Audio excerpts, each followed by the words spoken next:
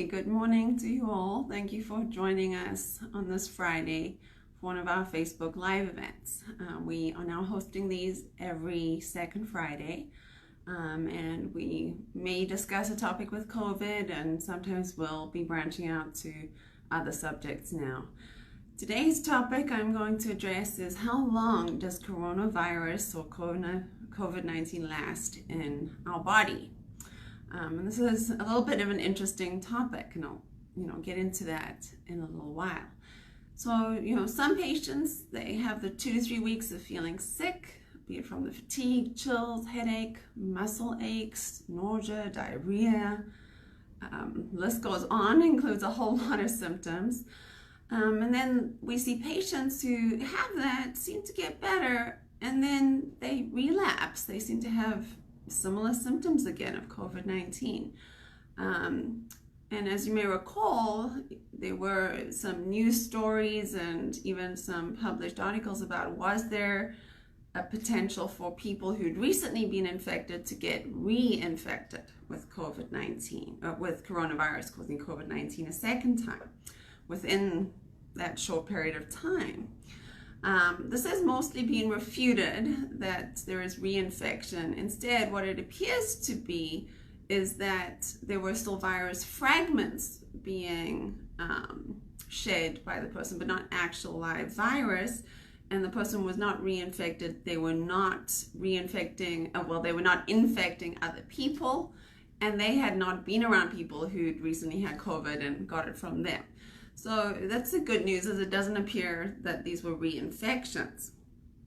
It does bring up another interesting point, and that is, how long does somebody with COVID-19 shed the virus for? How long are they infectious? There have been some studies now looking at that, and when they grow the virus in a lab from throat or nose swabs, they actually show about 8 days is the limit. So people are not necessarily infectious after that.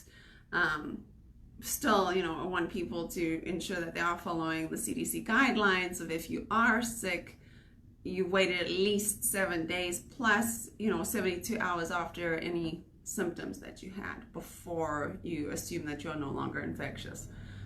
The next thing is that I want to discuss is that scientists are trying to still figure out why some patients with COVID-19 are getting these relapsing illnesses.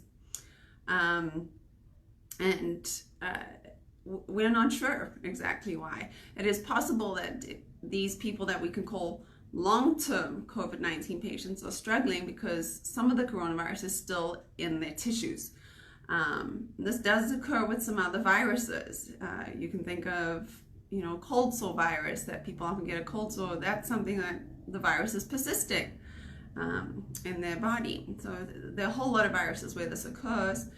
And with this virus being new, we need a lot of research to go into what could be happening here, and maybe we'll have some answers more definitively in the time to come. But for now, we're kind of dealing with people having some long-lasting effects. And I want to emphasize, though, that most people have a shorter course. It is more rare for people to have the relapsing illness. Now, usually when people have a virus, their immune cells, the immune response kills the virus cells. So any cell that's infected with the virus, the body gets rid of it, creates new cells.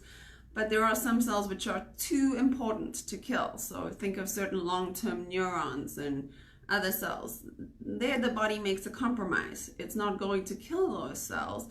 It's instead going to let them be. So the virus may still exist in those cells and be making some proteins in the cell, but it is not a widespread infection, so to speak. The main thing with this is it can be good and bad.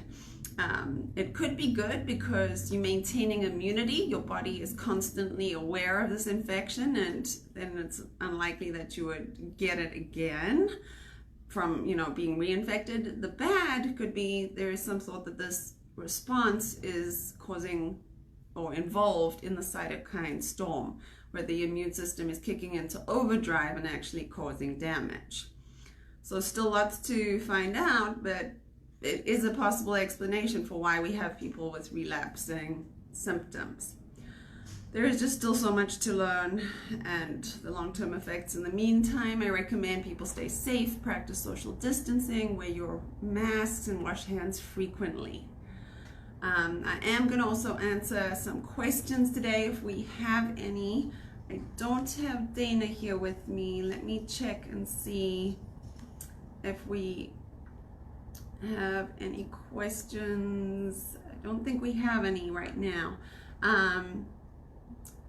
Let's see. I did want to also, though, tell everybody about a wonderful program that Dana Bosselman has set up. It is kicking off next week, Friday. It's called the 10-Day Metabolic Reset and Renew Program. It's designed to help eliminate cravings, to break addiction to sweets, detoxify with foods as medicine, reduce inflammation, increase energy, improve your sleep, and improve your metabolic score. So if you want to be involved in that, please contact us. You can look on Brilliant Health Community or contact Dana to enroll in that as well. So thank you so much for joining us today. I hope you all have a good day, and we'll see you again in 2 weeks for the next one. Thank you. Bye-bye.